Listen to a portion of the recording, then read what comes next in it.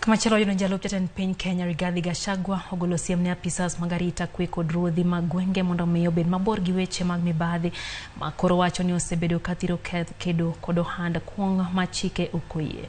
Gachagua wacho ni piny owacho pod oketo maine kedo kod math gi ohand kuong miuso tok chik tiyo gi yedhe mamero ji. Nowe kinde romo mar kedo kod kuong miuso tok chike kaunti ma Tharaka Nithi. Romo no oyuore gi jatend migawo mar arita Profesa Kithure Kindiki kama ne giwacho ni gibiro chiwo lesen manyien ne jous kuong kaka yor kedo gi jogo mauso tok chik kendo chiwo arita ne jouso mauso kaluwore gi chike ma pacho ka. A police station is as corrupt as a station commander. Once you start receiving money from your constables and your corporals and your sergeants and the major and the OC crime and your deputy, that's the head of the station. Once you decide there will be no bribes within your station, there will not be. So we are going to hold the station commanders responsible for whatever happens in your area of jurisdiction.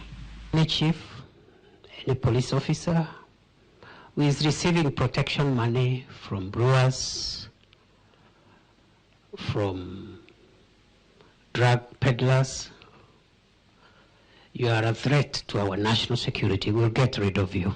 We are dealing with it, but we are tiptoeing around it because at the end of the day, there's still an election ahead after a few years.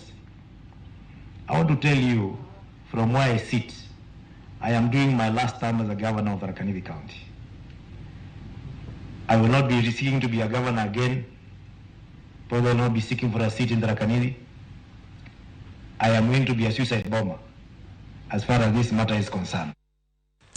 Kwa mga juang wakao yomo kuonge